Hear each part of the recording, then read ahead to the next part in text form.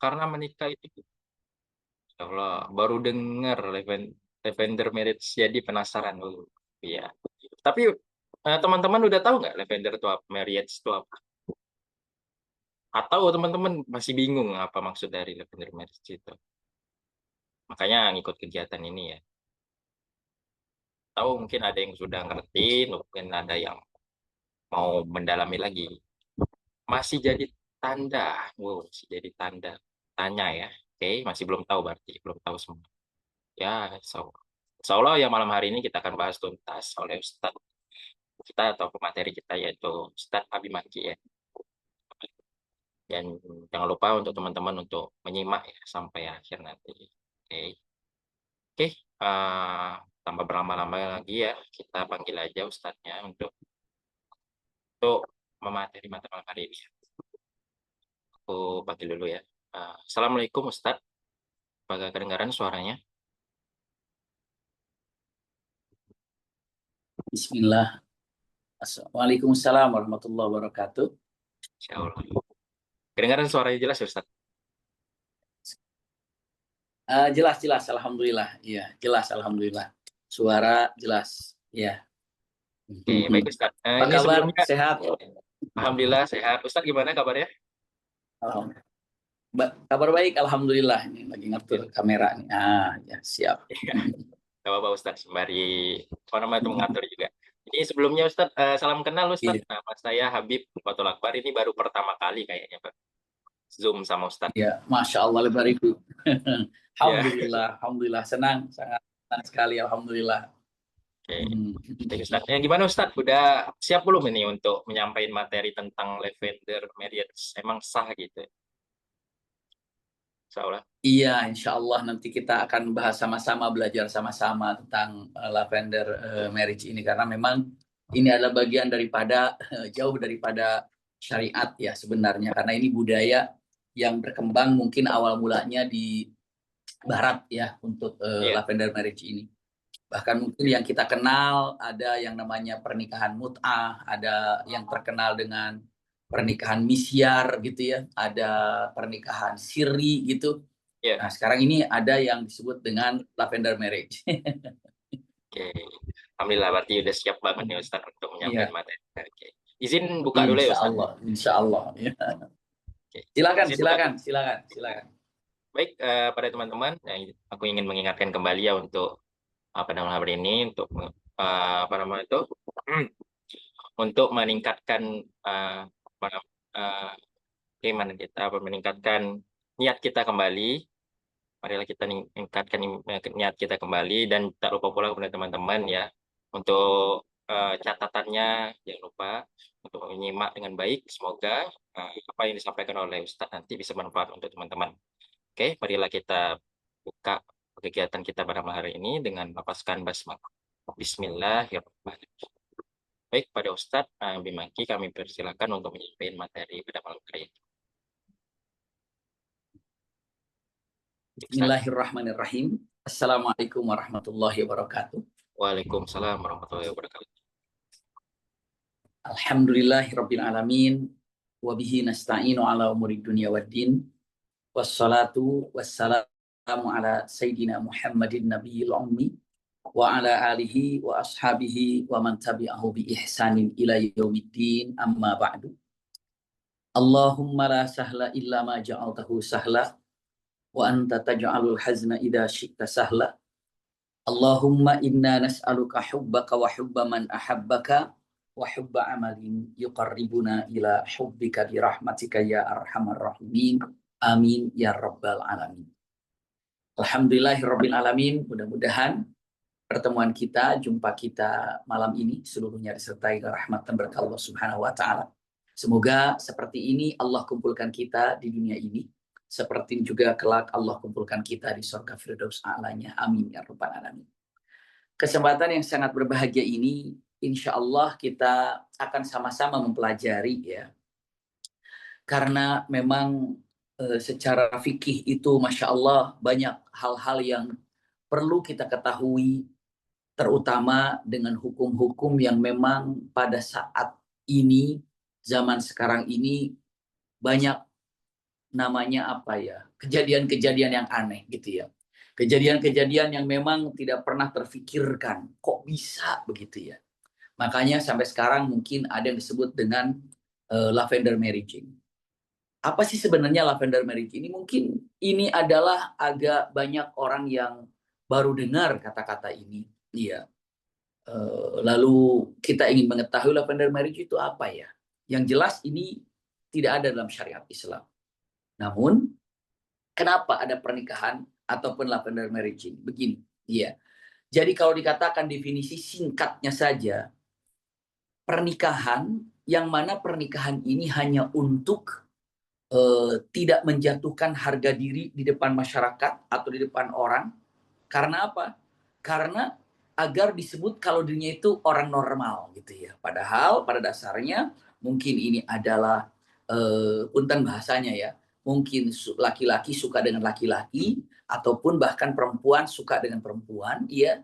Lalu akhirnya takut ketahuan kalau laki-laki ini suka dengan laki-laki, maka dia menikahlah gitu ya. Menikahlah untuk menutupi aib tersebut, untuk menutupi keburukan tersebut.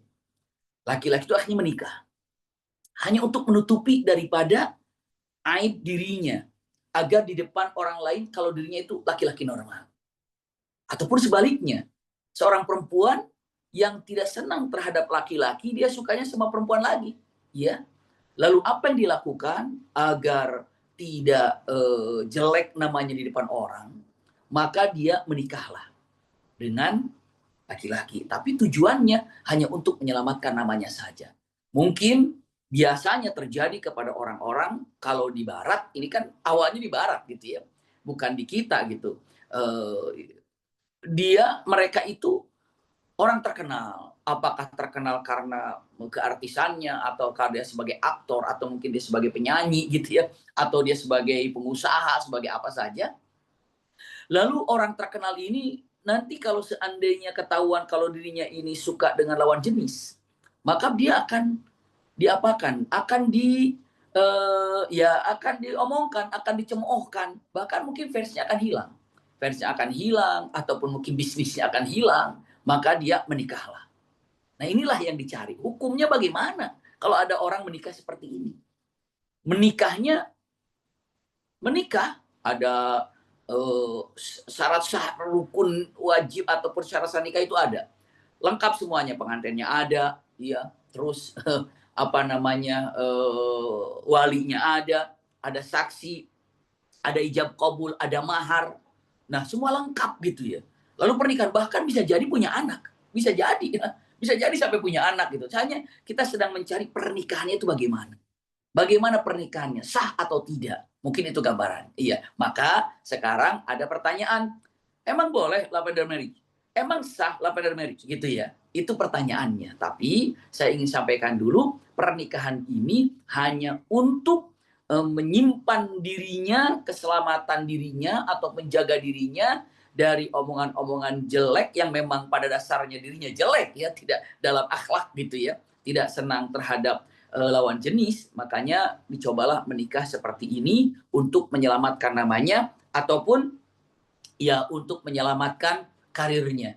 Maka disitulah pernikahan disebut dengan lavender marriage. Ya itu gambarannya ya. Ini sebagai mukaddimah untuk tahu bahwa itulah lavender marriage. Sekarang singkatnya ketika ditanya boleh apa enggak ya. Nah di sini ketika melihat dari pendapat para ulama tentang masalah ini, ya memang kalau ada orang yang menyatakan, tapi gini, untuk lebih mudah dipahami ya, saya akan sampaikan begini nih. Karena kalau kita lihat pendapat para ulama, takutnya orang kebablasan memahaminya gini. Asal syarat dan rukun ataupun syarat sah daripada pernikahan ini lengkap gitu ya. Lengkap, maka dikatakan sah gitu ya. Walaupun artinya dengan mengatakan kata-kata sah diungkapkan. Pernikahan ini sah katanya gitu ya. Tapi tidak diterima oleh Allah Subhanahu wa taala karena tidak sesuai dengan tujuan pernikahan. Itu Memang dengan mengatakan tidak diterima oleh Allah Subhanahu wa taala, gitu. Agar kita tidak rincu untuk memahaminya hal seperti ini, maka teman-teman, saya kasih bahasa yang paling mudah gini. Kalau melihat para ulama mengatakan kalau memang semua rukun ataupun syarat sahnya lengkap, maka sah nikahnya, namun tidak tidak tetap dia, tapi dia masuk dalam perilaku yang haram, yang dilaknat oleh Allah, yang tidak diberikan keberkahan oleh Allah, akan gitu panjang ya. Jadi akhirnya orang yang bertanya itu, saya, tapi kok dilaknat, saya, tapi kok diharamkan. Makanya saya ingin lebih menyederhanakan bahasa ini. Untuk lebih sederhana bahasanya begini, ya, untuk sederhana. Kalau dikatakan ibadah ini, iya, ada yang jadi tapi tidak diterima. Ya, jadi ibadahnya tapi tidak diterima. Ada orang sholat. Allahu Akbar. Allahu Akbar. Allahu Akbar. Sami Allahu liman hamidah. Allahu Akbar. Dia sholatnya cepat. Ya. Dia sholat. Tapi dia dalam keadaan punten. Tidak benar sholatnya. Kalau dikata dia sholat nggak? Sholat. Dia sholat, sholat dia. Iya. Sampai Rasulullah dengan mengatakan ada orang yang sholat. Setelah itu Rasulullah balik, dia datang, kata Rasulullah mengatakan, sholat lagi. Sudah ya Rasulullah, sholat lagi. Kan dia sudah sholat, dia sholat. Setelah itu dia mengatakan ucapannya, sudah ya Rasulullah, sholat lagi. Diulang-ulang. Habis sholat, datang lagi. Sholat lagi, kata Rasulullah. Kenapa? Karena dia ini jadi sholatnya. Tapi kenapa? Jawabannya tidak diterima oleh Allah. Kenapa tidak diterima? Bisa jadi tomaninah tidak ada.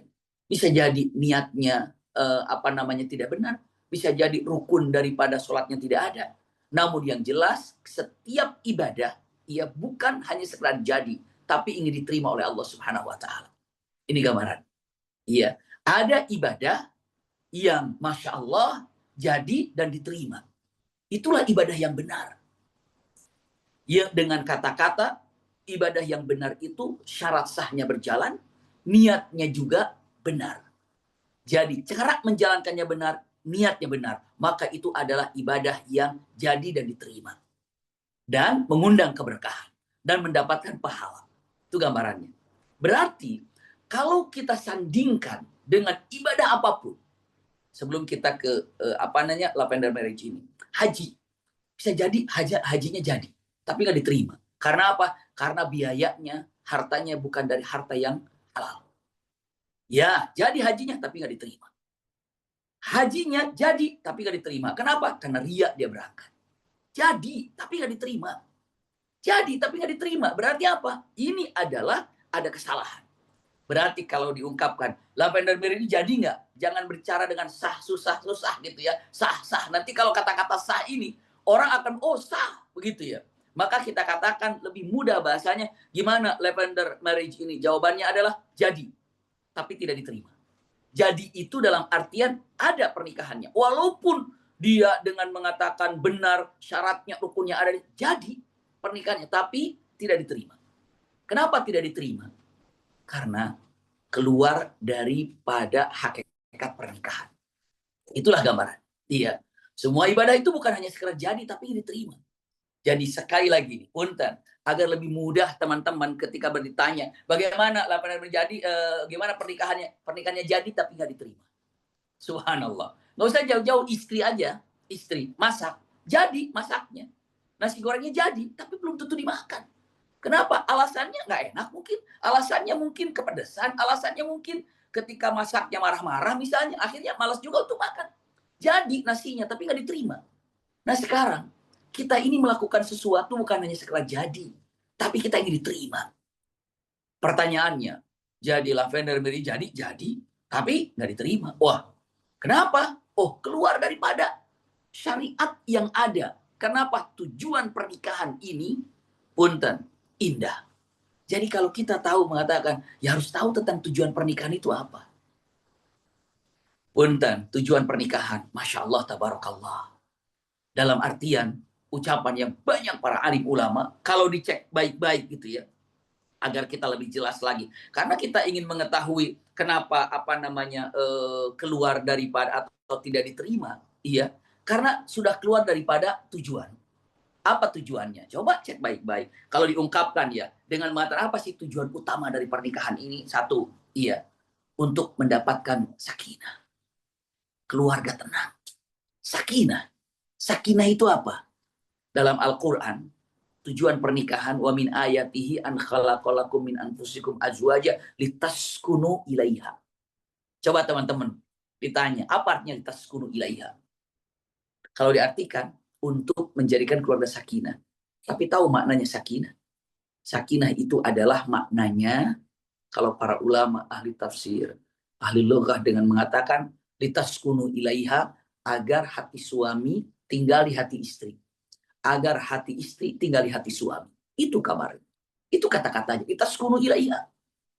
Bukan litaskunu ma'aha. Coba cek baik-baik dalam Al-Quran. Ya, firman Allah Subhanahu wa taala yang sangat masyhur di surat Ar-Rum ayat 21 itu kan litaskunu ilaiha. Maknanya dengan mengatakan agar hatimu tentram dengan cara hatimu tinggal di hati istrimu. Hati istrimu tinggal di hati suamimu. Jadi hati suami menjadi rumah untuk hati istri. Hati istri untuk menjadi rumah hati suami. Dan saling menenangkan. Taskunu ilaiha. Kalau litaskunu ma'aha, itu adalah agar kalian selalu bersama-sama wujudnya, fisiknya. Ada suami istri berjauhan. Tapi kalau hati suami tinggal di hati istri, dan hati istri tinggal di hati suami, sakinah. Ada suami serumah terus. Tiap hari jumpa terus serumah. Tapi punten, hati suami tidak tinggal di hati istri tinggal di hati suami. Apa yang terjadi? Tidak ada ketenangan. Sakinah itu adalah, Masya Allah, ketentraman, ketenangan karena pasangan hidup, hatinya ini tempat tinggal pasangan hidupnya. Masya Allah. Itu kata-kata sakinah. Apakah di dalam lavender marriage ini ada masalah ini? Tidak. Karena tujuannya bukan bagaimana hati istri saya, kata laki-laki itu tinggal di hatiku, dan bagaimana aku tinggal di hati istri. Tidak. Maka tidak ada kata-kata sakinah yang ada di dalam lavender marriage. Karena apa? Karena sudah jauh awal mulanya demikian. Ini tujuan. Iya. Sebelum nanti kita yang paling dasarnya nanti niat di ujung saya sampaikan. Iya. Jadi niat yang pertama itu adalah untuk sakinah. Niat yang pertama untuk sakinah. Kalau lavender marriage kan niatnya bukan untuk sakinah, tapi apa? Menyelamatkan namanya, menyelamatkan statusnya, menyelamatkan keadaannya, menyelamatkan popularitasnya, menyelamatkan bisnisnya, menyelamatkan apa saja. Ini naudzubillah, niatnya sudah salah. Niatnya sudah keliru. Niat pernikahan itu apa? Kalau sudah niatnya keliru, batal semuanya, dalam artian gagal, tidak diterima walaupun itu jadi. Hatta walaupun punya anak, tetap aja sia-sia karena niatnya demikian. Tapi bagaimana ternyata dirubah, berjalan, di jalan berubah, ternyata menjadi taubat, menjadi apa? Ya Alhamdulillah. Alhamdulillah. Tapi ingat, kalau seandainya sebelum saya sampaikan nanti tujuan kedua, ketiga, keempat gitu ya. Sampai ke tujuan berapa karena banyak untuk pernikahan. Namun saya sampaikan, kenapa tidak diterima? Jawaban pertama karena salah niat. Karena niatnya dalam perkataan yang indah, tujuannya, niat, ya Allah, saya ini untuk menjadi tentram hidup ini. Kita sukunu ilaiha. Karena kalau sudah ketentraman, ibadah nyaman. Kalau sudah hati tenang, Masya Allah, cari nafkah nyaman. Kalau sudah tenang, Masya Allah, kita sukunu ilaiha itu indah sekali. Jadi niat yang pertama. Jadi sementara lavender marriage ini bukan niat untuk mencapai sakinah. Tapi untuk menjadikan tidak kehilangan apa yang dimilikinya. Maka apa yang didapatkan? Dia tidak mendapatkan punten, tidak diterima oleh Allah Subhanahu wa taala karena niatnya sudah keliru. Iya. Kalau dikatakan innamal a'malu binniyat, ya itulah niatnya. Itulah niat. Bahkan punten, andai si perempuannya tahu, naudzubillah, perempuannya pun sebenarnya sukanya sama perempuan. Naudzubillah. Laki-lakinya pun sukanya sama laki-laki. Hanya ketahuan, udahlah kita nikah aja biar nama kamu selamat, nama aku selamat. Nikahlah. Naudzubillah. Ini adalah punten ya, bukan hanya sekedar tidak diterima. Tapi apa? Mengundang laknat dari Allah Subhanahu wa taala karena mempermainkan syariat. Ya, mempermainkan syariat. Mempermainkan hakikat yang benar bagian daripada sunnah Rasulullah SAW. Itu mengundang laknat. Itu mengundang bencana. Itu mengundang murka Allah Subhanahu wa taala bagi mereka yang melakukan pernikahan. Andai dua-duanya tahu begitu. Atau yang satunya tahu kalau pasangan hidupnya tidak suka dengan jenis atau dengan lawan jenis. Tapi apa? Tapi misalnya dengan hal yang lain, apakah nanti biar namanya juga terangkat karena mendapatkan orang yang populer misalnya, ataupun karena ada dunia yang mendapatkannya. Nah, itu nikahnya pun bukan karena punten, bukan karena mencapai sakinah, bukan. Tapi apa? Si perempuannya karena ingin populer, atau si laki-lakinya ingin populer, atau si perempuan atau laki-laki ingin mendapatkan dunia di belakangnya, itu pun sama. Hati-hati, ini tidak diterima oleh Allah Subhanahu wa taala. Bahkan mengundang laknat. Mengundang laknat karena apa? Karena mendukung melestarikan keburukan yang ada. Iya, ini naudzubillah begini. Teman-teman, sebelum saya jauh melangkah, iya, Nabi Adam itu dikeluarkan dari surga dan Siti Hawa pun dikeluarkan dari surga. Ingat ya, Nabi Adam keluar dari surga, Siti Hawa pun keluar dari surga. Kita mampir dulu ke sini. Nabi Adam keluar dari surga, kesalahannya satu. Kenapa makan buah khuldi? Makan buah khuldi yang diharamkan, beliau makan. Itu Nabi Adam. Dan sekarang tahu apa kesalahannya Siti Hawa. Orang bertanya, Siti Hawa kesalahannya apa ya? Kesalahan Siti Hawa bukan merayu Adam agar memakan buah khuldi. Bukan. Bukan merayu Adam agar memetik buah khuldi. Tidak. Bahkan yang selama ini kita dengar, Hawa merayu Adam agar Adam memetik buah khuldi. Kenapa? Karena setan tidak mampu merayu Adam, akhirnya setan merayu Hawa agar Hawa ini jadi Hawa lah yang kerayu dulu sama iblis. Lalu akhirnya Hawa minta kepada Adam untuk memetik buah khuldi. Akhirnya Nabi Adam memetik buah khuldi itu. Dan akhirnya Nabi Adam keluar dari sorga. Dan Hawa dosanya adalah merayu Adam. Bukan itu.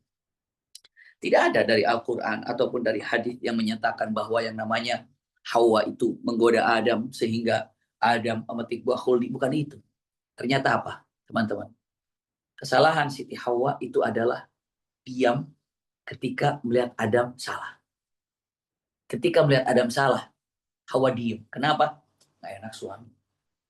Intinya, melihat kemungkaran diam keluar dari surga. Berapa banyak orang yang masih di dunia melihat kemungkaran, bentar, dia diam.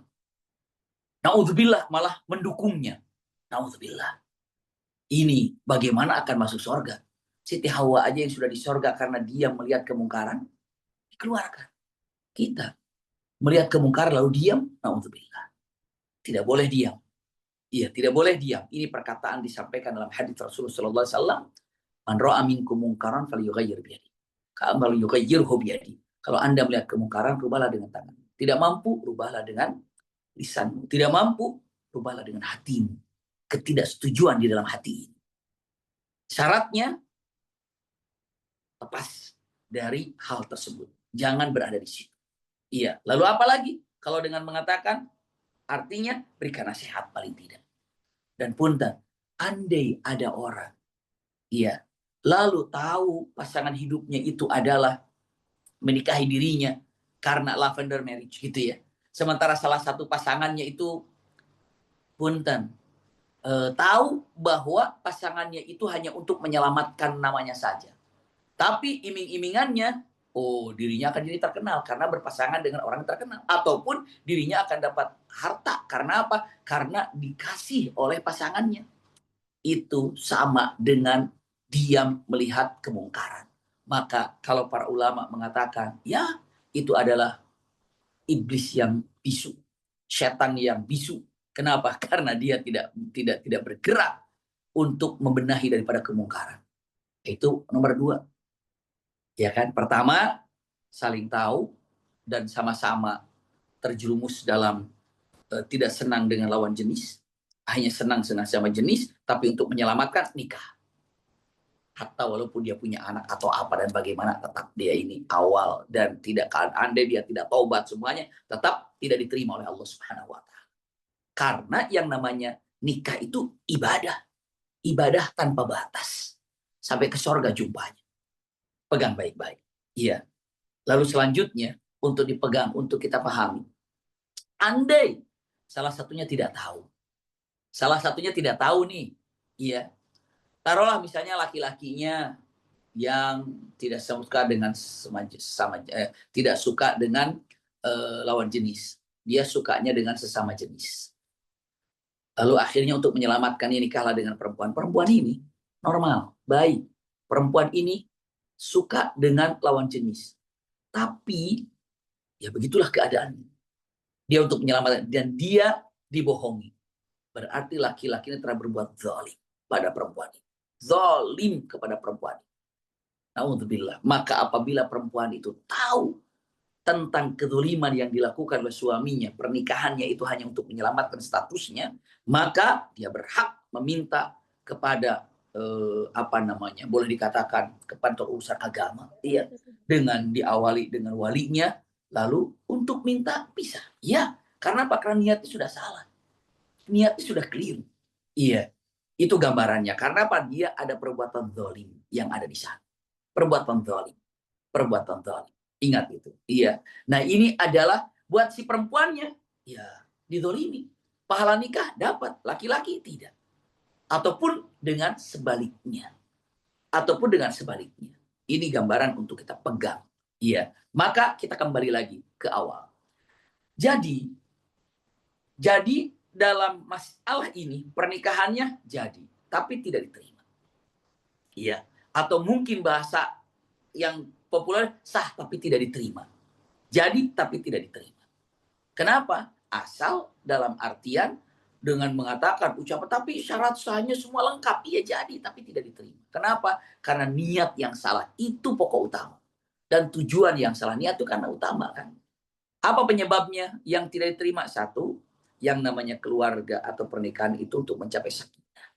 Tadi hati suami tinggal di hati istri tinggal di hati suami, itu yang disebut dengan ucapannya sakinah. Iya. Yang kedua, kalau dikatakan tujuannya daripada pernikahan atau apa, masya Allah, itu dikatakan wa ja'ala bainakum mawaddata warahmah. Untuk masya Allah, cinta yang tumbuh, sayang yang tumbuh. Sementara kalau dikatakan dalam masalah ini, lavender marriage ini, satu niatnya saja bukan untuk mencapai sakinah. Yang kedua saja diawalinya itu bukan dengan sakinah mawaddah. Bukan dengan mengatakan mawaddah. Atau bukan dengan cinta, bukan dengan sayang. Ya, pernikahan itu harus diawali dengan rasa cinta. Makanya ada ta'aruf. Cinta itu apa? Punten. Cinta itu tumbuh ketika melihat kelebihan. Cinta itu. Dan saat lawan jenis ini melihat kelebihannya, maka tumbuh cinta. Maka datanglah dalam pernikahan. Tapi mungkin lavender marriage ini tidak ada rasa cinta karena niatnya saja hanya untuk menyelamatkan dirinya, statusnya, keadaannya. Jadi cintanya itu tidak ada. Karena cara ataupun dalam pernikahan itu mesti ada yang namanya mahabbah, cinta. Dan cinta ini tumbuh dengan kelebihan. Mawaddah, rasa sayang yang dalam. Masya Allah. Jadi cinta yang ditumbuhkan. Sementara dalam lavender marriage, cinta tidak ada. Karena apa? Tujuannya bukan untuk saling mencintai. Selanjutnya, dalam pernikahan itu kan untuk menjaga kehormatan. Kehormatan. Kehormatan itu artinya adalah kalau dalam artian, Masya Allah, perempuan terhormat ketika menjaga keperempuanannya. Dalam artian kewanitaannya, sifatnya, keadaannya. Seorang di dunia ini akan terhormat ketika terlihat khasnya, terlihat cirinya. Nggak usah jauh-jauh. Semua di dunia ini ada khasnya, maka ada harganya. Ketika mengatakan durian, itu langsung kebayang tuh bentuknya, baunya, nah itulah durian. Ada harganya karena ada khasnya durian itu. Nggak usah jauh-jauh, terasi yang suka disambel, ya. Terasi itu akan ada harganya kalau ada akan akan ada harganya kalau ada khasnya, ada cirinya. Iya. Ada cirinya, ada harganya. Nggak ada cirinya, nggak ada harganya. Itu gambarannya. Iya. Maka cirinya seorang wanita atau seorang laki-laki ya terhormat. Dengan cara apa? Dengan cara seorang laki-laki khasnya terhormat. Bagaimana kewibawaannya laki-laki, suaranya laki-laki, masya Allah gagahnya laki-laki, tanggung jawabnya laki-laki. Seorang perempuan, masya Allah, khasnya itu apa? Keterhormatannya itu keperempuannya ada, gayanya perempuan, cara menjaga kehormatannya perempuan, menjaga auratnya perempuan. Dia, masya Allah, makanya adanya pernikahan itu untuk memperlihatkan kehormatan di antara dua-duanya. Maaf kata laki-laki, saya laki-laki terhormat. Saya tidak akan pernah, misalnya, melakukan apapun kepada engkau karena engkau bukan mahram saya, bukan istri saya laki-laki terhormat. Perempuan, maaf, saya pun perempuan terhormat. Nggak mungkin saya ini bisa diajak jalan ke sana kemari, misalnya kalau bukan mahramnya. Maka saling menjaga kehormatan. Setelah itu dinikahkan, masya Allah, itu ada untuk menjaga kehormatan. Maka dengan adanya menikah itu adalah dengan menjaga kehormatan. Tujuannya itu terhormat. Lalu apa akhirnya? Suami menjaga, sekarang saya menjadi seorang suami, maka saya menjaga kesuamian saya itu. Wanita, saya menjadi istri, maka akan saya menjaga daripada keistrian saya ini. Maksudnya apa? Sekarang sudah jadi istri, lebih terhormat lagi. Sekarang sudah jadi suami, terhormat lagi. Bukan justru dengan lavender marriage itu nggak ada merasakan saya suami, benar-benar untuk menjaga kehormatan saya sebagai suami, saya sebagai istri untuk menjaga benar-benar sebagai apa namanya wanita yang seperti apa. Yang ada itu apa? Nggak ada status itu. Iya, hanya namanya istri, suami, lalu hidup dalam keadaan muslim masing-masing. Mungkin rasa cinta tidak ada, rasa sakinah tidak ada. Itu naudzubillah, mengerikan sekali. Jadi kalau dikatakan lavender marriage tidak akan pernah menemukan yang namanya sakinah, tidak akan pernah menemukan mawaddah, dan tidak akan pernah menemukan mahabbah, dan tidak akan pernah menemukan daripada kehormatan, itu tidak ada. Iya. Lalu selanjutnya, usikum wa iyaya nafsi bitaqwallah. Tujuannya ini karena niat dari awal ya. Ketika mengatakan niat, saya ingin jadi sakinah, pernikahan. Saya pernikahan itu bukan untuk mencapai sakinah, tapi untuk mendapatkan, masya Allah, cinta, rahmat. Iya. Lalu saya pun ingin menjaga kehormatan. Yang keempatnya, para ulama mengatakan untuk mendapatkan keturunan. Kadang-kadang, iya, untuk lavender marriage tidak perlu memikirkan untuk keturunan. Karena apa? Ya, subhanallah. Mungkin yang ada dalam benaknya itu ya tidak ada bagaimana cara membina rumah tangga untuk punya anak. Ke akhirat nanti kalau mereka meninggal, anaknya itu masih mendoakan dirinya, itu nggak kepikiran. Yang penting nama saya tidak jatuh, istri saya berjalan, saya masih terhormat, naudzubillah. Kan sudah lepas itu. Maka dengan mengatakan tujuan pernikahan itu adalah untuk melanjutkan dzurriyyah, keturunan, dan ini adalah bagian daripada tujuan pernikahan. Nah, kalau lavender marriage nggak ada itu. Makanya kalau saya katakan dengan mengatakan kata-katanya tidak diterima, ya tidak diterima. Iya. Tapi nanti di ujung-ujungnya setelah saya sampaikan tentang tujuan daripada pernikahan, nanti kita jangan salahkan kalau ada orang yang menyatakan, wah, kalau semua tujuan pernikahan ini dilabrak dan ditabrak oleh pernikahan lavender marriage, saya menyatakan, tidak sah pernikahannya, wajar. Kenapa? Sudah tidak lagi dikatakan sah. Ini kita sebagai gambaran dulu ya, agar tahu mengatakan jangan heran kalau ada yang mengatakan jadi nikahnya karena semua syaratnya ada tapi tidak diterima. Itu pendapat pertama.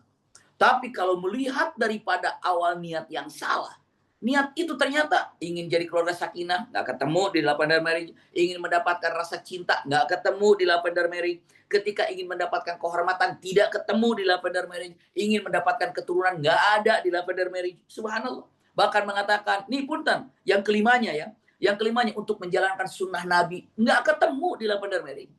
Mana ada untuk untuk menjalankan sunnah di lavender, maka nggak ketemu di lavender marriage ini. Di 5 ini nggak ketemu. Iya. Karena mengatakan Rasulullah SAW mengatakan man raghiba an sunnati falaysa minni. Yang tidak mengikuti sunnahku dalam urusan pernikahan ini maka bukan dari umatku. Nah ini Mengikuti sunnah Rasul itu kan pernikahannya itu ada cinta, ada mahabbah, ada untuk mencapai sakinah, untuk mendapatkan keturunan.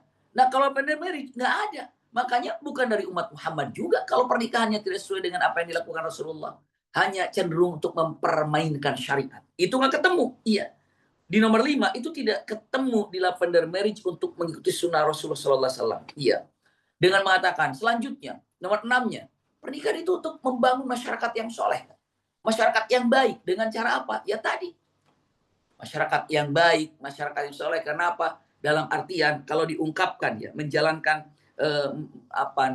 melihatkan gini, masih berkaitan punya anak. Masya Allah. Setelah itu anak itu bisa sekolah. Anak itu Masya Allah bisa bergaul dengan itu. Bergaul dengan ini. Bergaul. Tapi Masya Allah karena 8 hari ini tidak ada keturunan, maka tidak ada pembinaan dalam artian dengan mengatakan menciptakan masyarakat yang soleh. Karena apa? Keturunannya tidak ada. Nggak ada yang akan dilanjutkan ke sana kemarinya. Ini adalah tidak ada. Terus apa lagi? Untuk mendapatkan pahala. Tujuan ibadah. Kan ibadah terpanjang. Ibadah sholat diawali dengan salam, diawali dengan takbiratul ihram, diakhiri dengan 2 salam. Ibadah haji ya diakhiri dengan tawaf wada. Ibadah Ramadan diakhiri dengan Idul Fitri. Ya. Semua ada akhir, ada akhir, ada akhir. Yang namanya ibadah ini, ibadah pernikahan, itu ibadah terpanjang, nggak ada akhirnya. Ibadah ada awalnya, nggak ada akhirnya, itu pernikahan. Ibadah yang ada awal, nggak ada akhirnya, itu pernikahan. Berarti dalam pernikahan itu pahala yang berlipat, mendulang pahala setiap saat. Sedihnya orang sudah menikah, pahala. Bahagianya orang menikah, pahala. Senyumnya orang menikah dengan pasangan, pahala.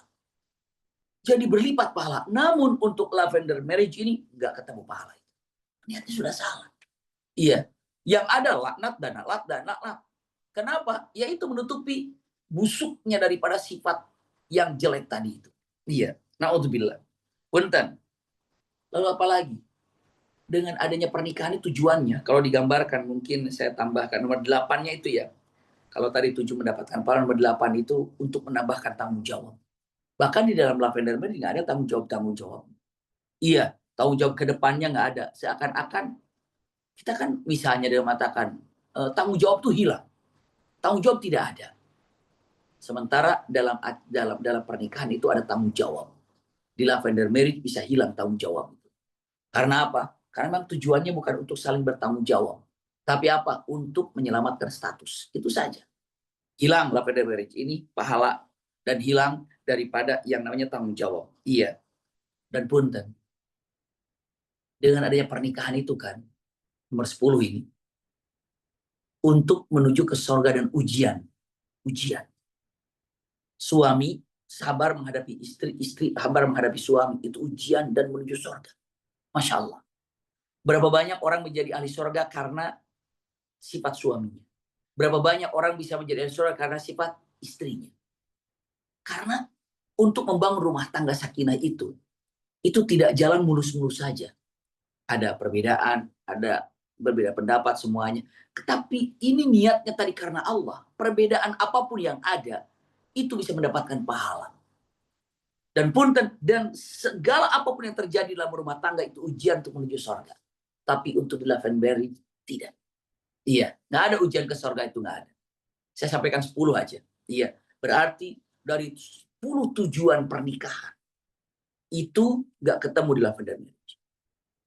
Nggak ada. Padahal ini 10 dari tujuan. Maka wajar kalau para ulama mengatakan kalau tadi jadi tapi tidak diterima. Masih mendingan itu bahasanya. Tapi kalau melihat daripada tujuannya tidak ada, maka bisa mengatakan tidak sah. Iya, tidak sah. Karena apa? Ya karena tidak sesuai dengan tujuan. Bahkan kenapa harus dikatakan jadi tapi tidak diterima? Gitu ya. Dengan mengatakan seakan-akan jangan sampai ada orang berpikir mengatakan tuh kan jadikan pernikahannya jadikan nggak apa-apa lah nggak diterima mah nggak apa. Tapi ini kenapa? Karena kenapa ada yang menyatakan tidak sah walaupun semua rukun dan syaratnya ada? Karena apa? Mengundang laknat. Mengundang laknat.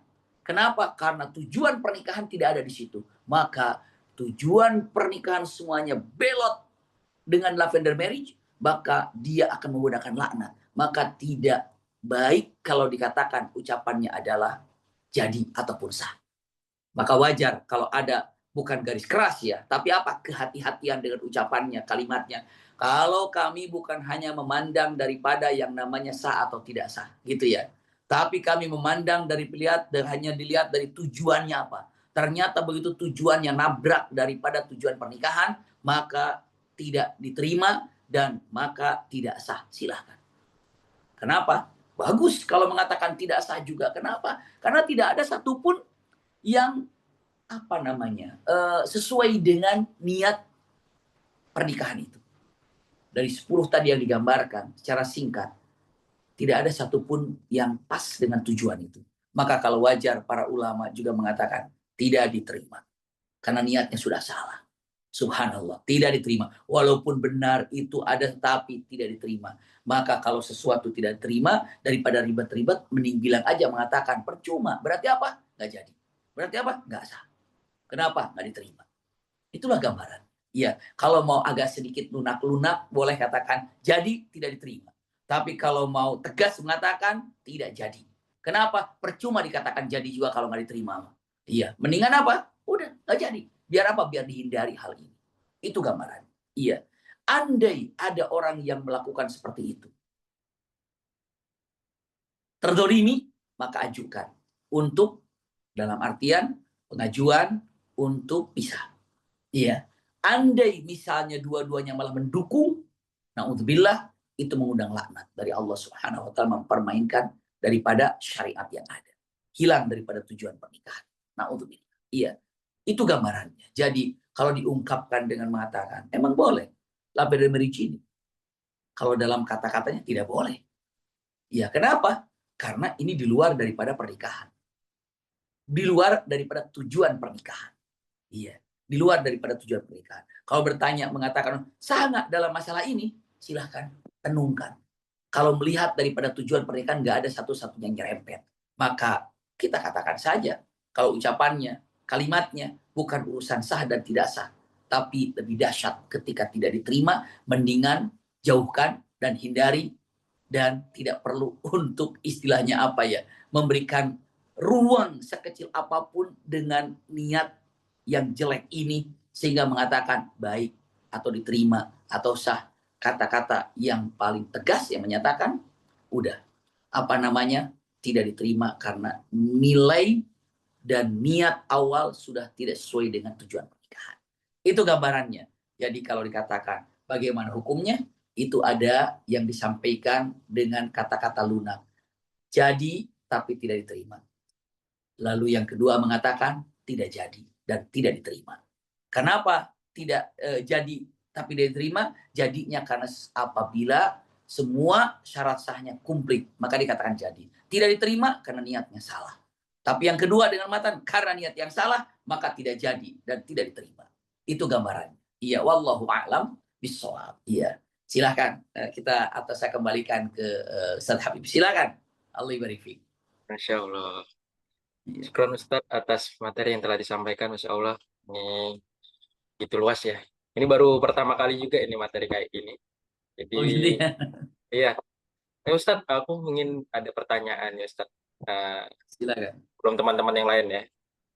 Eh, jadi kalau misalnya orang yang hamil di luar nikah itu dan terus dia menikah, itu termasuk eh, kategori marriage ini juga, offender juga Ustadz?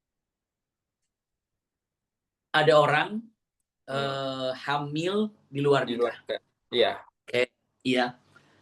Kalau seandainya dia ini hamil di luar nikah kecelakaan, Hmm, lalu dia saling mencintai. Iya, dia hmm, ini adalah suka dengan lawan jenis. hmm, Zina lah, gitu ya, hamil. Apakah dia termasuk lavender marriage? Tidak. Iya, karena dia saling mencintai. Apa yang harus dilakukan? Ya kecelakaan, dia syahwat. Apa yang dilakukan? Kalau melihat daripada pendapat Imam Hanafi, Imam Malik, Imam Hambali, dengan mengatakan anak ini lahirkan dan nanti anak ini binnya ke ibunya, binnya ke ibunya. Dan nanti tobat pada Allah Subhanahu wa taala, andai kata nanti mau nikah, nikahlah setelah anak itu melahirkan. Karena secara hukum fikih tidak boleh seorang eh, tidak boleh secara hukum fikih seorang wanita menikah dalam keadaan hamil. Iya.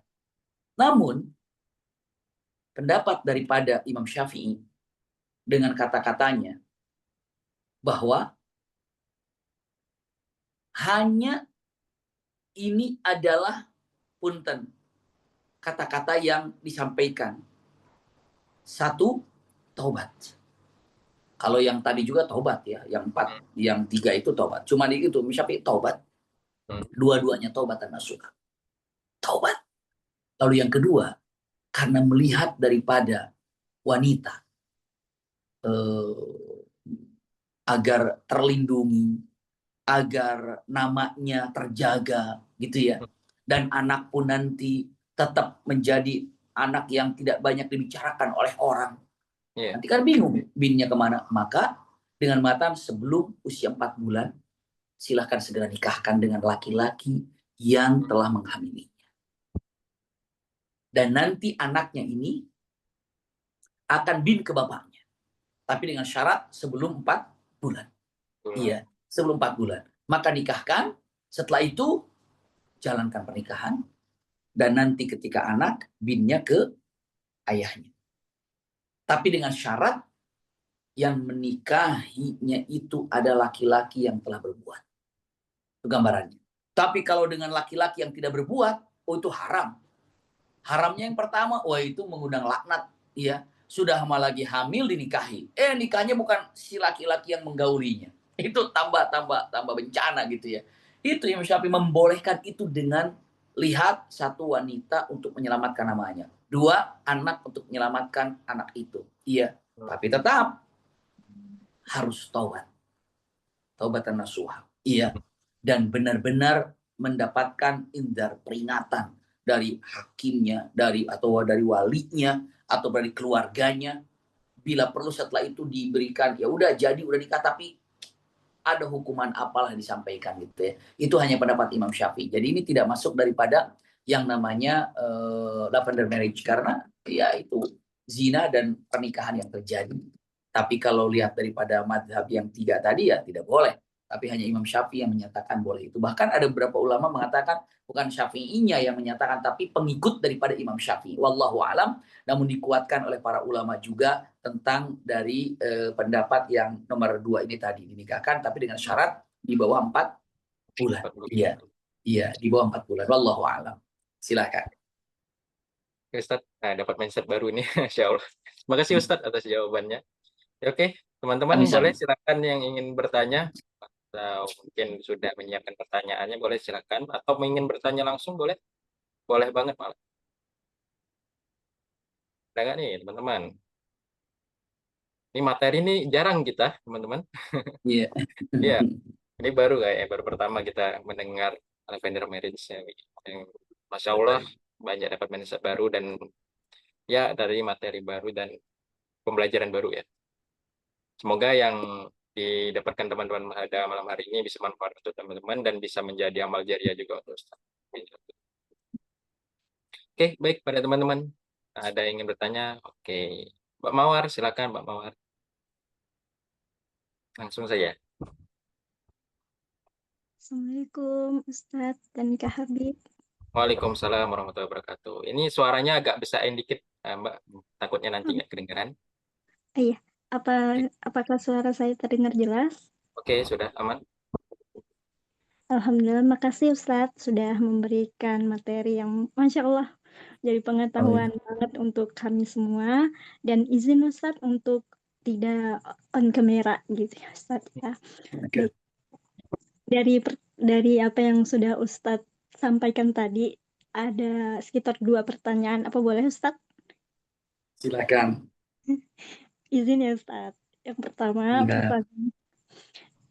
pertanyaan saya itu, bagaimana jika seorang yang menyimpang tadi itu adalah laki-laki misalkan ya Ustadz, dan perempuannya menjadi korban, terus tanpa sepengetahuan si istri atau wanita ini suaminya menyimpang, punya yang kayak begitu, sifat yang begitu, dan apa yang harus dilakukan? Apakah bisa untuk tetap dilanjutkan dengan syarat harus belajar untuk normal, atau memang sebaiknya putus alias cerai Ustadz? Itu menjadi pilihan atau gimana Ustadz?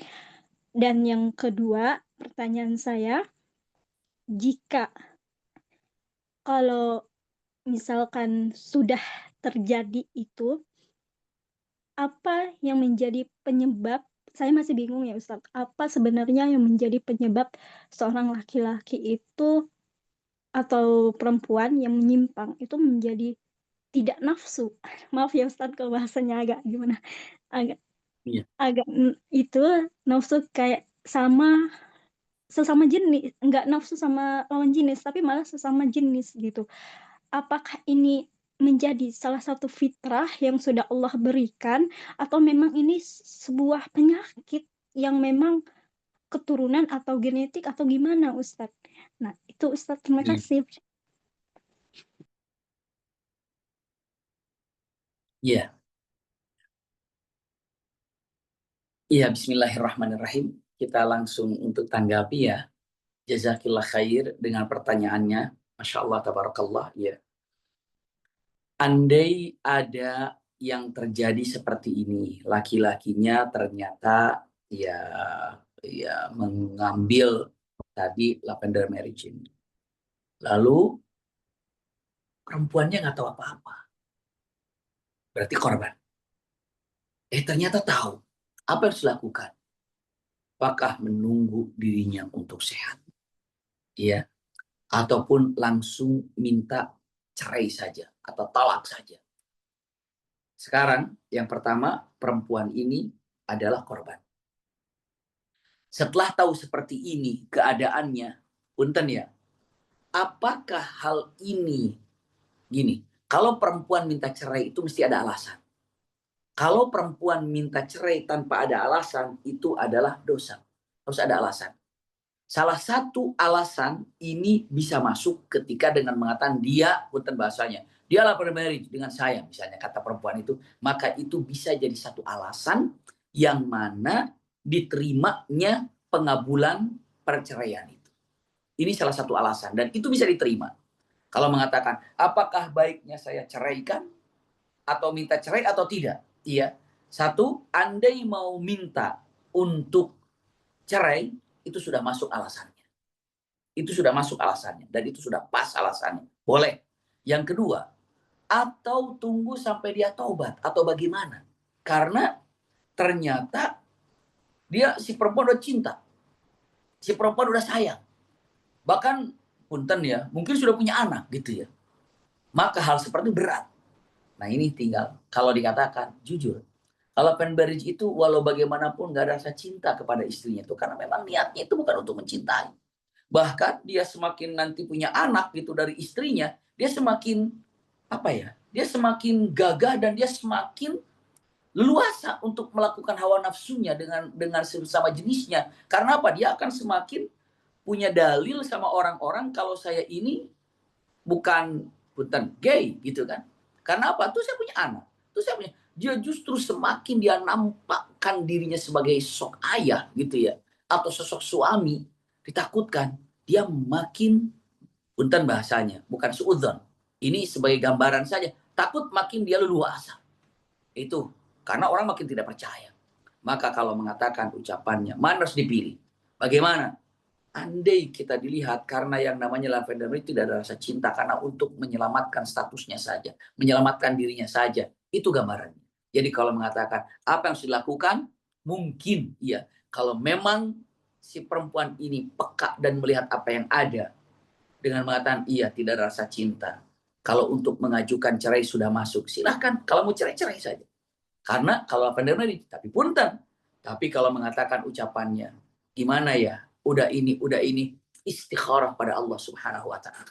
Tapi kalau ditanya ya, beberapa pendapat yang paling banyak gitu ya. Kalau mengatakan dia telah menyakiti kamu dengan kezalimannya, tidak perlu untuk dipertahankan. Itu kalau dilihat ya 90% mengatakan ucapannya dia telah menzalimi kamu, dia telah menyakiti kamu, dia telah ngerjain kamu, dia telah berdusta kepadamu gitu ya, membohongi kamu, maka tidak layak untuk dipertahankan. Kalau jawaban yang paling banyak. Namun ketika ada pikiran lain, ada renungan lain, ya silahkan libatkan Allah dengan cara istikharah. Apalagi kalau berat sudah punya anak, berat lagi kan sudah punya keturunan, silakan untuk istikharah. Munggu dia sehat ya, mudah-mudahan bisa sehat. Apakah ada yang sembuh? Banyak. Ada yang sembuh? Ada. Ada yang sembuh? Ada. Ya, kami temukan beberapa orang yang dikatakan dia langsung terus terang dengan mengatakan bahwa dia mengatakan dulu kalau saya ngelihat apa dia bilang katanya dia bilang dengan mata dulu kalau ngelihat dia laki-laki dulu kalau ngelihat perempuan dia bilang katanya itu saingan saya. Dia bilang gitu ya, kalau ngelihat perempuan dia bilang ya dia itu saingan saya, dia bilang gitu.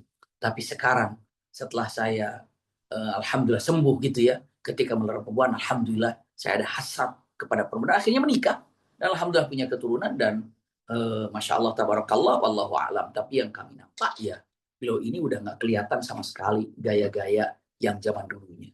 Berarti sembuh. Iya sembuh, bisa sembuh, bisa. Jadi orang yang seperti itu bukan untuk dikucilkan, tapi justru untuk untuk didekati dan dinasehati dan didoakan. Itu mungkin gambaran yang paling mudah untuk disampaikannya ya.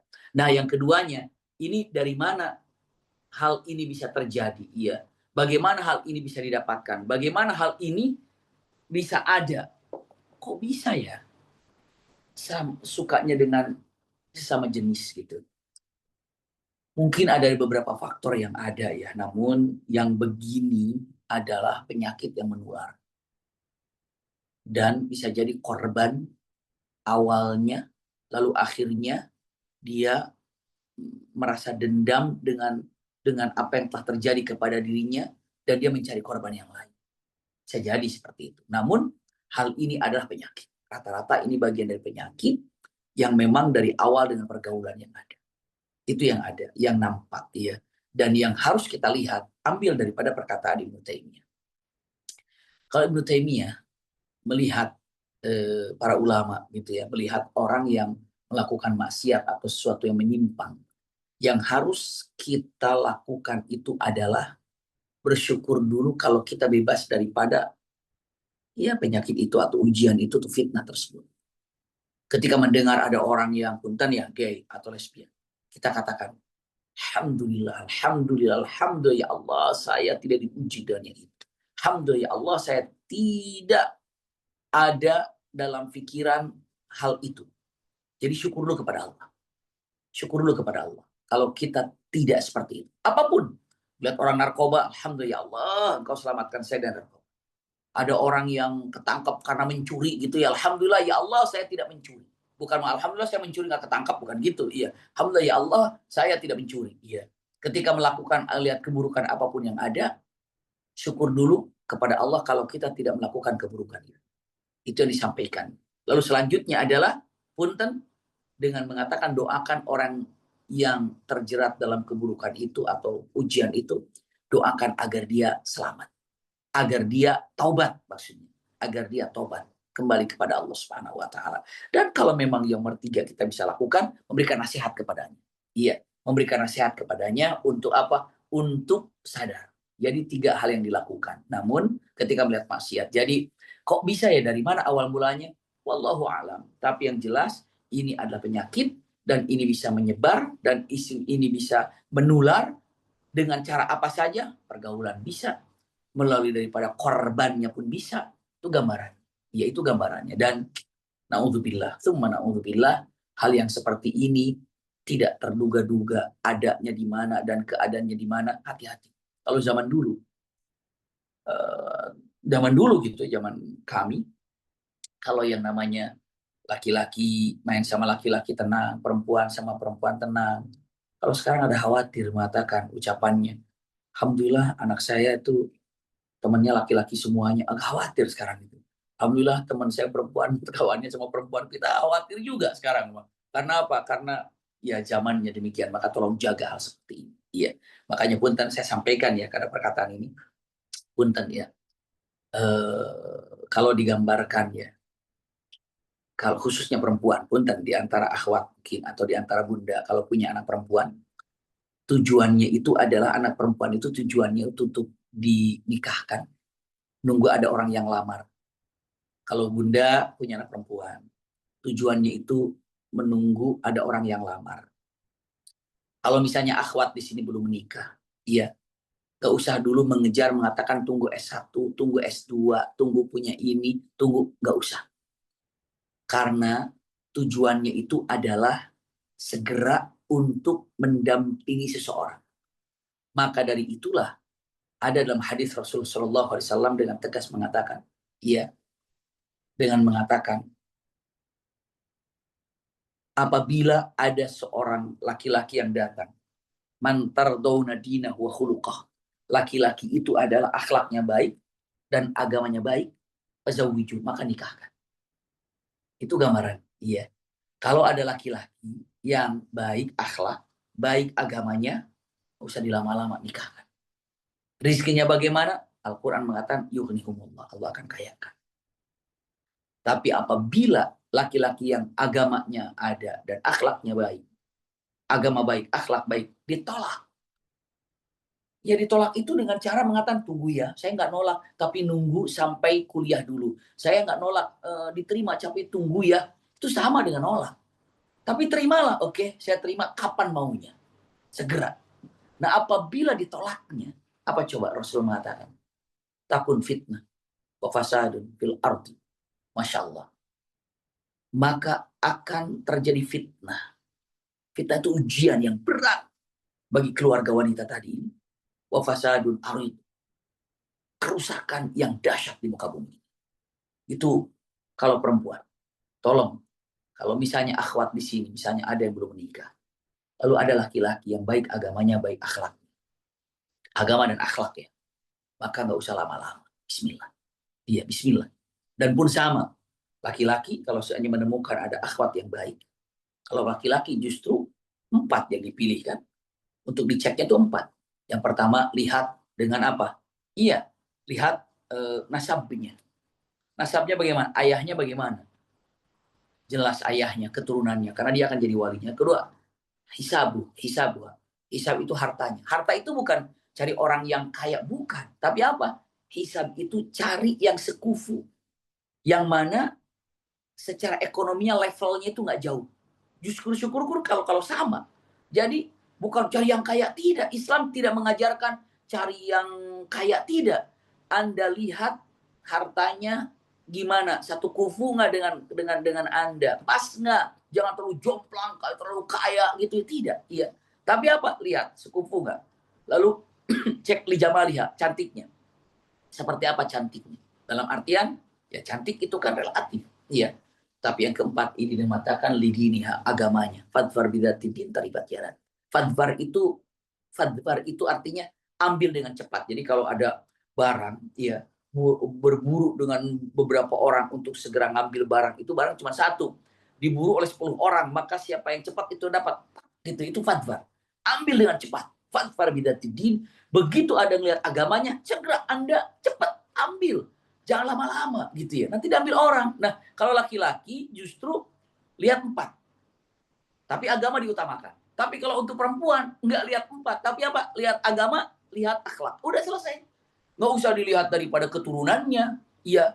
Nggak usah dilihat daripada hartanya, nggak usah dilihat daripada gantengnya gitu ya. Tapi lihat dengan mengatakan kata-katanya, man taradawna dinahu wa khuluqah, agama dan akhlaknya. Kenapa? Ya itu paling penting. Karena wanita bisa mencintai seorang laki-laki. Karena apa? Karena akhlaknya baik. Akhlaknya luar biasa. Karena apa? Karena ketika akhlaknya itu baik, penyayang, cinta, Masya Allah, santun, lalu apa, menjaga. Itu perempuan, Masya Allah, bisa sangat jatuh cinta. Karena kalau perempuan jatuh cinta, itu menghadiahkan hatinya. Kalau laki-laki jatuh cinta, menghadiahkan pikirannya. Jadi kalau laki-laki sudah menyayangi, mencintai, itu pikirannya diserahkan. Ya kepikiran. Tapi kalau perempuan sudah mencintai, memberikan hatinya. Iya, makanya mungkin ini sebagai nasihat umum aja saya gambarkan. Iya, dalam waktu singkat ini. Eh, Terlepas daripada jawaban yang tadi saya gambarkan ya. Jadi kalau penyakit itu datangnya itu karena pergaulan bisa, ataupun karena dendam juga bisa. Dan itu adalah memang penyakit, dan jangan khawatir, itu kalau memang ada niat seseorang itu untuk sembuh, bisa sembuh begitu. Wallahu a'lam bishawab. Ya, terima kasih. Terima kasih atas jawabannya Ustadz. Gimana Mbak Mawar? Alhamdulillah cukup. Terima kasih ya Ustadz. Iya, kila. Oke, baik. Ada yang lagi ingin bertanya secara langsung dari teman-teman? Kalau ada, ini kami prioritaskan terlebih dahulu ya untuk yang bertanya langsung. Kalau misalnya nggak ada, ini ada satu pertanyaan dari kolom komentar. Mungkin kita bacakan aja Ustadz pertanyaannya. Silakan. Oke, baik. Dari Mbak Nur Irma. Assalamualaikum Pak Ustadz, izin tanya. Pertanyaannya ada dua. Yang pertama, bagaimana kita menghadapi kaum-kaum ini, kaum-kaum yang seperti dibilang tadi Ustadz, semakin eksis di media sosial, bahkan anak-anak remaja Muslim sudah tidak malu lagi mengakui ketidaknormalan ini. Dan kedua, bagaimana cara kita jaga anak-anak cucu keturunan kita agar terhindar dari rusaknya fitrah ini? Yang Iya, subhanallah. Memang fitnah di akhir zaman ini, subhanallah, bertubi-tubi ya. Kaum ataupun yang namanya, punten bahasanya ya. Saya menyampaikan, kalau untuk laki-laki itu jangan menyebut kaum liwat. Kaum liwat itu karena mengambil daripada Nabi Lut alaihissalam gitu ya. Tapi lebih menisbatkan jangan ke Nabi Lutnya, tapi nisbatkan ke kampungnya, kampung Sodom. Iya, lihat ini ada ke kampungnya. Maka hal seperti ini, kalau laki-laki senang laki-laki, perempuan dengan senang perempuan, atau nampak, bahkan, naudzubillah, sekarang ini udah nggak malu-malu ya, bahkan bisa jadi di CFD juga ketemu gitu ada. Bahkan jujur kami waktu berada dalam satu tempat karena akan mengadakan acara di hotel, benar itu pas sarapan, kita kan di hotel cukup hotel terkenal lah gitu kira-kira. Begitu kami memang sarapan juga turun, ternyata subhanallah, itu benar-benar hal itu nampak di depan, dan rasa-rasanya udah nggak perlu malu-malu lagi. Apa yang harus saya lakukan? Apa yang harus kita lakukan? Jawaban pertama tadi, ya, syukur kalau kita tidak seperti itu. Syukur, alhamdulillah, saya tidak seperti itu. Alhamdulillah ya Allah, alhamdulillah ya Allah. Setelah itu, naudzubillah, iya, ya Allah, mudah-mudahan doakan dia, mudah-mudahan dia berikan taubat. Ya Allah, mudah-mudahan diberikan keinginan untuk bertobat. Doakan. Siapa tahu dari kita itu doanya akan dikabulkan oleh Allah Subhanahu wa taala. Jangan mencibir dengan mengatakan itu dan ini dan itu, karena mereka sakit. Mereka sakit sebenarnya. Tapi yang ketiga, kalau memang mampu kita untuk menasihatinya, nasihati. Tapi kalau tidak, ya gimana lagi? Orang kita nggak kenal sama dia juga, mereka juga. Tapi yang pertama, syukuri kita tidak seperti itu. Yang kedua, doakan. Nah, itu gambaran yang harus dilakukannya. Karena nggak ada lagi. Tapi sikap kita ketika melihat seperti itu, berarti, nah itu jawabannya ada di pertanyaan nomor 2. Adalah jaga keluarga. Jaga anak-anak kita. Jaga keturunan kita. Maka itu dikatakan ku anfusakum wa ahlikum nar. Caranya bagaimana? Nah ini dia. Jaga dengan cara ini, kita harus tahu sebagai orang tua, anak kita temannya sama siapa. Kita harus tahu yang di-follow oleh anak kita itu siapa. Kita harus tahu apa yang dilihat, ditonton oleh anak kita itu YouTube-nya, ataupun TikTok-nya, atau apa, kita harus tahu. Sebenarnya, tapi jujur, banyak orang tua yang kelabakan dengan mengatakan, saya nggak tahu passwordnya, nggak tahu. Selaginya dikasih passwordnya pun saya nggak ngerti cara lihat-lihat itunya, ininya, ini. Makanya hal itulah punten paling tidak dalam artian usikum wa iyaya nafsi bitaqwallah, gadget ini banyak membuat orang terjerumus karena gadget itu benar-benar terjadi. Ya, kenalan yang di dunia maya itu lebih dahsyat daripada kenalan yang benar-benar zahir jelas seperti ini. Maka paling tidak dengan mengatakan jaga pergaulannya dengan cara apa kita tahu siapa temannya. Paling tidak kita tahu siapa temannya. Dan punten tanpa merasa hormat, tanpa bermaksud apa-apa. Punten ya.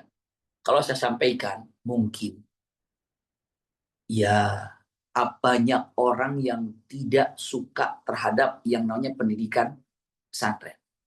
Iya, banyak orang tidak suka. Makanya bagaimana caranya sekecil apapun di pesantren, ya pesantren itu bukan surga. Pesantren itu dalam artian bukan tidak ada orang yang salah, ada-ada saja. Namun terkadang satu kekeliruan yang ada di satu pesantren, padahal pesantren ada ribuan, seakan-akan disamakan segala-galanya. Tidak, iya. Maka kalau mengatakan bagaimana caranya, bismillah.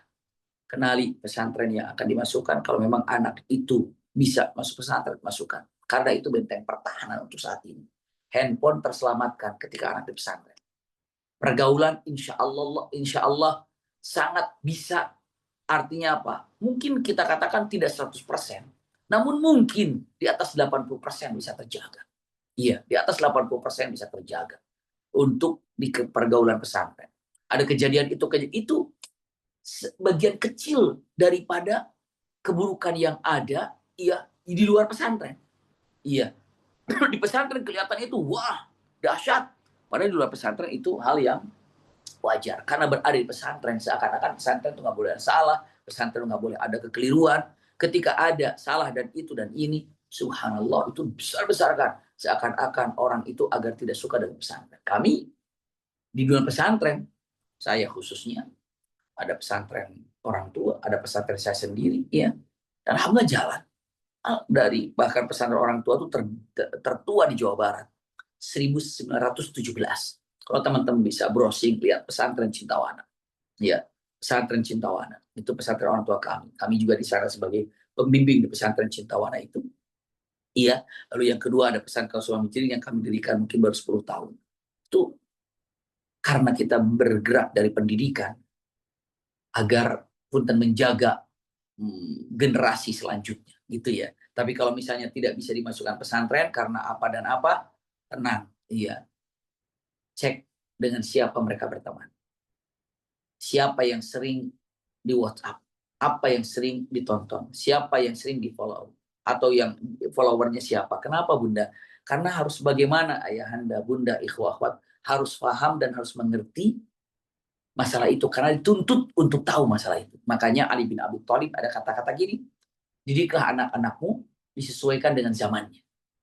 Nah zamannya gini, berarti ibu harus tahu. Berarti bapak harus tahu, kita harus tahu untuk mendidik masalah ini. Dan punten, yang terakhir, bagaimana? Kedekatan dengan anak-anak. Komunikasi dengan anak, ngobrol dengan anak-anak. Iya, seperti itu. Mungkin teman-teman, ini sebagai sharing gitu ya. Mungkin teman-teman, iya. Saya termasuk orang, saya sama Uminya Maki, termasuk orang yang lemah, penakut dalam penjagaan anak. Maka apa yang terjadi? Jujur teman-teman semuanya, saya khawatir selalu ketika anak saya yang pertama waktu itu, kalau sudah buka HP malam-malam, wah langsung terpikir, sama siapa? Mau sama siapa? Maka di semester 4 saya nikahkan. Alhamdulillah jalan. Iya, di semester 4 saya nikahkan. Alhamdulillah dengan anak pesantren. Yang uniknya, waktu itu, mantu saya itu usia 15 tahun dinikahkan. 15 tahun saya nikahkan. Orang tuanya menikahkan. Tapi tetap SMA baru nyatu. Maksud nyatu tuh, hamil. Iya, dan punya anak. Dan ini Alhamdulillah sudah lahir 2. Bayangkan sekarang usianya, mantu saya ini usianya sekarang berarti di 19 tahun. Di 19 tahun, iya, itu sudah punya anak 2. Alhamdulillah. Dan tetap kuliah di BINUS. Iya. Selanjutnya yang kedua pun sama. Saya nikahkan tamat SMA. Dua-duanya tamat SMA. Saya nikahkan. Iya. Alhamdulillah 1 tahun selesai. Sekarang masih kuliah. Kenapa? Karena saya takut, jujur penakut. Saya dengan istri saya itu sangat takut dengan pergaulan yang ada. Ya mungkin tidak perlu diikuti, ya, tapi ini curhatan, istilahnya obrolan. Kalau misalnya teman-teman ingin ngobrol lebih jauh seperti apa, silahkan bisa bicara dengan. Sampai sekarang beberapa asatidz putra putrinya itu suruh konsultasi ngobrol dengan anak-anak kami. Kenapa? Kok bisa di muda bisa nikah? Kok bisa lagi muda tetap kuliah dan punten pernikahan itu tidak mengganggu orang kuliah? Iya. Yang jadi permasalahan sebetulnya ya karena khawatir itu, khawatir ini, takut itu, takut ini. Kalau pembinaannya baik-baik, insya Allah. Iya. Maka dengan mengatakan niatnya itu apa? Ingin ibadah. Niatnya apa? Niatnya apa? Seperti itu. Jadi itu harus digambarkan dengan masalah hubungan rumah tangga. Jadi kalau digambarkan dengan mengatakan bagaimana cara jaga yang namanya pergaulan anak-anak kita. Itu penting sekali untuk kehidupan kita ya. Jadi alhamdulillah saya sudah punya cucu 3 sekarang ini. Dari anak pertama 2 ya, dari anak kedua ini 1. Iya. Jadi cucu saya ada 3 alhamdulillah. Iya. Jadi pergaulan yang harus dijaga, pergaulan harus diarahkan dan punten harus ada komunikasi, obrolan baik, akrab dengan anak. Ingat, kalau teman-teman bertanya mengatakan bagaimana komunikasi yang kurang baik dengan anak, satu aja ciri khasnya. Ajak anak dalam keadaan misalnya, nak besok ke sana ya, mana masih ada waktu. Bukan, nak sekarang tidak, nak besok ke sana ya. Ataupun hari Ahad antar bapak ke sana, antar ibu ke sana ya. Tapi kalau dia bilang mengatakan, wah saya sudah ada acara, saya sudah ada itu, ada ini. Nah, berarti komunikasi kurang baik gitu. Iya. Kalau sudah susah diajak, ini, itu komunikasi kurang pas. Tapi kalau komunikasi baik, tidak ada rahasia di antara anak dan orang tua. Dan pembicaraan itu akan jalan normal ketika komunikasi itu jalan. Maka tolong jaga komunikasi antara ibu dan anak, antara bapak dan anak. Seperti itu ya. Agak panjang, mohon maaf. Iya, syukran. Allah barik fiik. Terima kasih. Terima kasih Ustadz atas jawabannya. Oke. Saya cukup ya Mbak Nur. Oke. Oke, ada lagi yang ingin bertanya? Kalau nggak ada lagi, kita cukupkan aja untuk pertanyaan di malam hari ini ya, teman-teman. Kalau misalnya nggak ada lagi. Oke. Oh, ada. Satu lagi Ustadz. Ini dari Mbak Putri Ramah, mungkin sekilas kali ya. Ya. Mungkin pertanyaan terakhir ini ya untuk teman-teman. Ini bagaimana pandangan syariat terkait kejujuran kepada pasangan serta perlindungan agar seorang tidak menjadi korban pernikahan seperti ini. Oke, mungkin Ulangi bagaimana? Oke. Bagaimana pandangan syariat terkait kejujuran kepada pasangan serta perlindungan agar seorang tidak menjadi korban pernikahan seperti ini. Tidak menjadi korban seperti yang Ustadz bilang tadi. Iya. Iya, jazakumullah khair. Iya. Kalau dengan agar tidak jadi korban dalam masalah ini, ya, maka daripada itu ada yang namanya ta'aruf. Ta'aruf itu penting. Ta'aruf itu penting. Maka langkah baiknya ketika perkenalan itu, Masya Allah, tabarakallah, kalau saya gambarkan begini.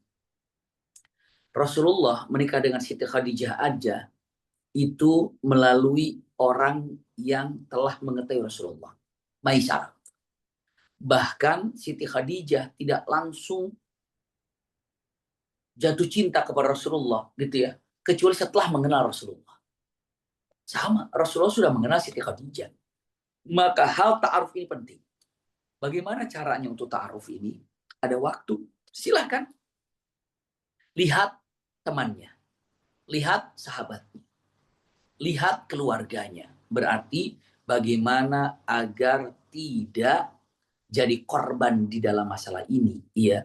Maka jawaban yang paling mudahnya itu adalah apa? Ta'aruf dulu. Iya. Tolong ta'aruf karena ini adalah sangat penting untuk kita. Jadi kalau dikatakan ucapannya ta'aruf. Karena setelah ta'aruf akan bisa tahu siapa dirinya, bagaimana keadaannya, situasinya. Dan untuk cara ta'aruf itu bukan kitanya saja. Kita bisa mengutus, kalau perempuan nih, kita mengutus kakaknya yang laki-laki, atau omnya yang laki-laki, atau omnya, atau siapa, tolong telusuri ini.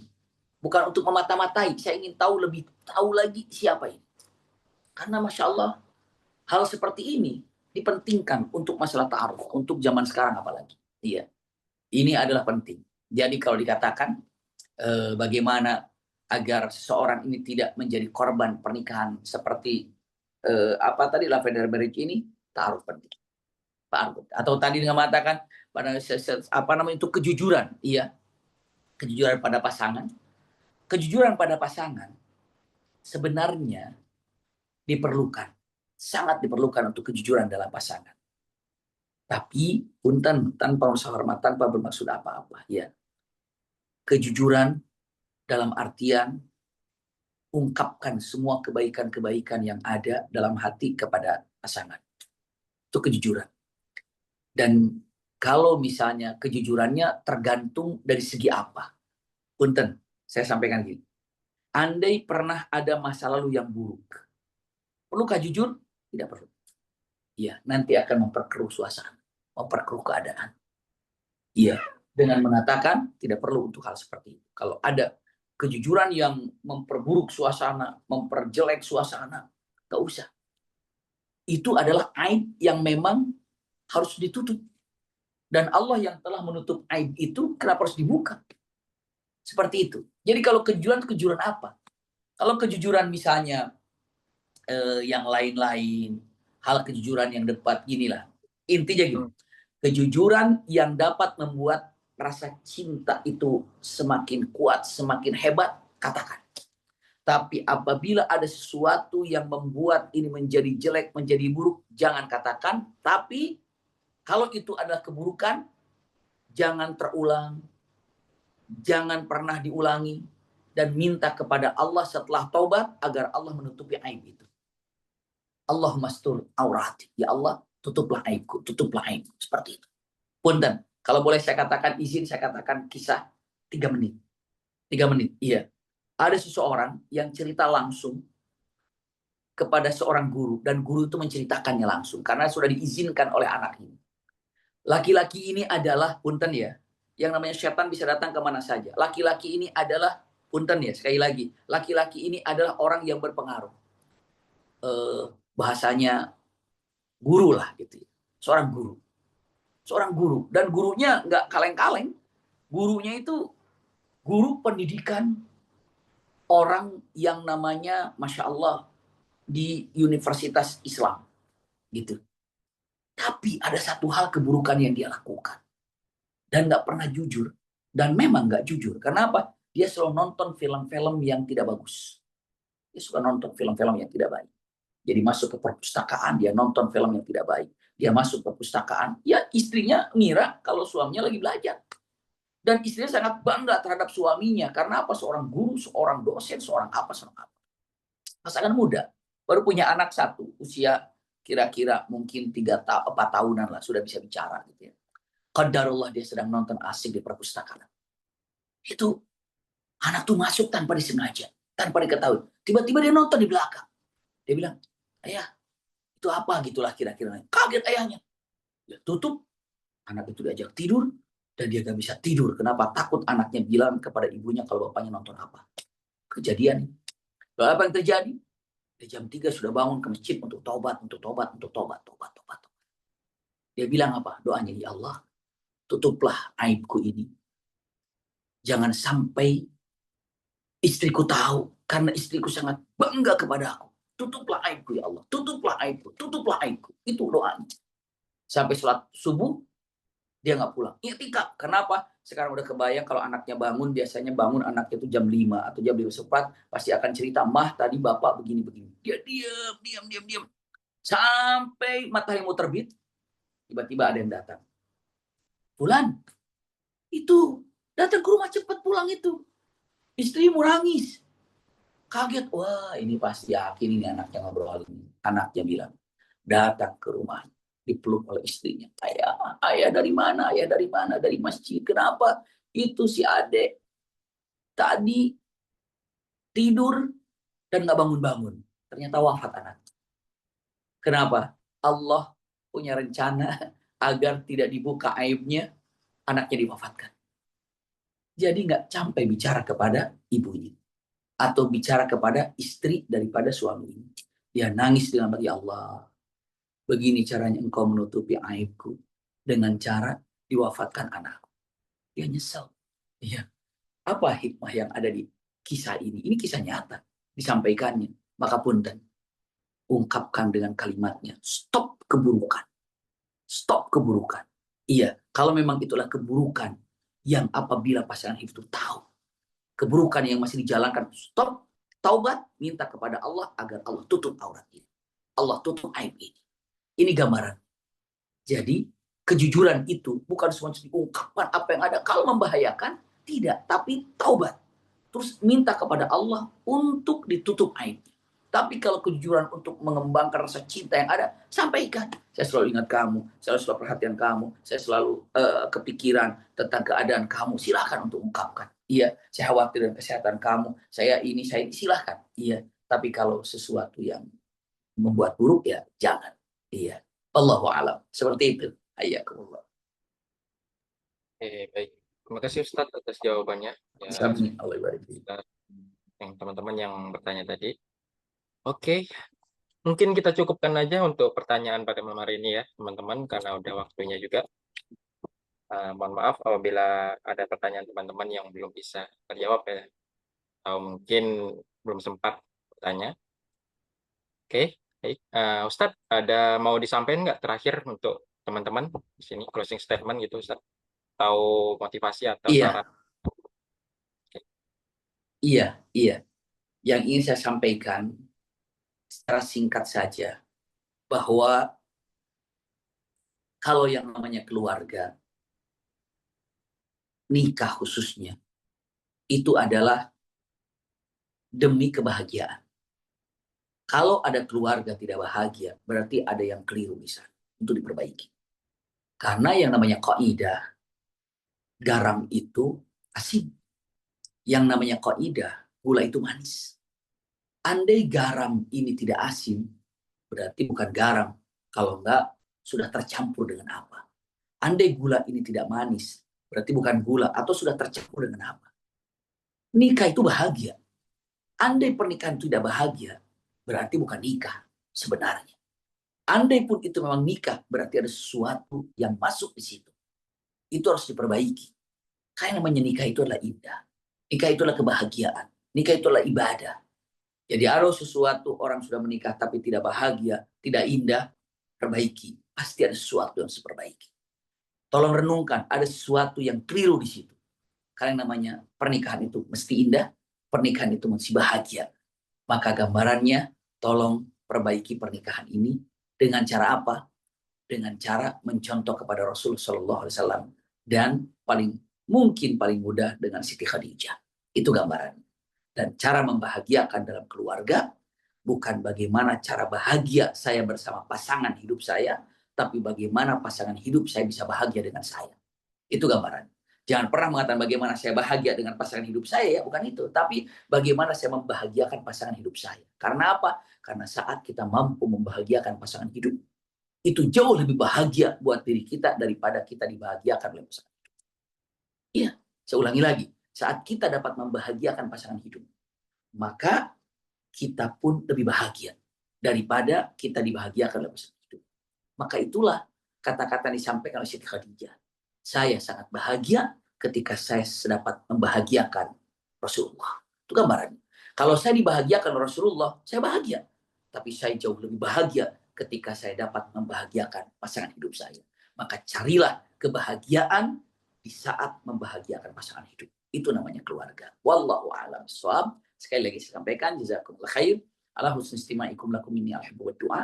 Wassalamualaikum warahmatullahi wabarakatuh. Waalaikumsalam warahmatullahi wabarakatuh. Masya Allah, syukron Ustadz atas materi dan atas nasihat yang telah diberikan kepada kami semuanya. Semoga bisa menjadi amal jariah untuk Ustadz dan bisa bermanfaat teman-teman semuanya. Amin ya rabbal alamin. Oke, baik teman-teman. Alhamdulillah sudah selesai acara kita pada malam hari ini. Marilah kita melepaskan hamdalah. Alhamdulillahirabbil alamin. Oke, baik. Pada teman-teman, aku mohon maaf apabila ada kekurangan atau salah kata dalam penyampaian untuk MC pada malam hari ini. Aku berterima kasih kembali untuk Pak Ustadz ya telah menyampaikan materi tadi. Dan terima kasih juga pada teman-teman yang telah menyimak sampai akhir. Semoga kita bisa bertemu di kegiatan-kegiatan selanjutnya. Oke, marilah kita tutup acara kegiatan kita pada malam hari ini dengan beristighfar 3 kali. Astagfirullahaladzim, astagfirullahaladzim, astagfirullahaladzim. Dan doa khafatul majelis. Subhanakallahumma bihamdika asyhadu an la ilaha illa anta astaghfiruka wa atubu ilaik. Terima kasih Ustadz dan terima kasih teman-teman. Saya akhiri wabillahi taufiq. Assalamualaikum warahmatullahi wabarakatuh. Waalaikumsalam warahmatullahi wabarakatuh. Izin pamit Pak Habib, Ya, semangat. Assalamualaikum warahmatullahi wabarakatuh. Waalaikumsalam. Semuanya teman-teman semangat. Assalamualaikum. Syukran Ustaz. Waalaikumsalam warahmatullahi wabarakatuh. Oke, izin keluar ya teman-teman.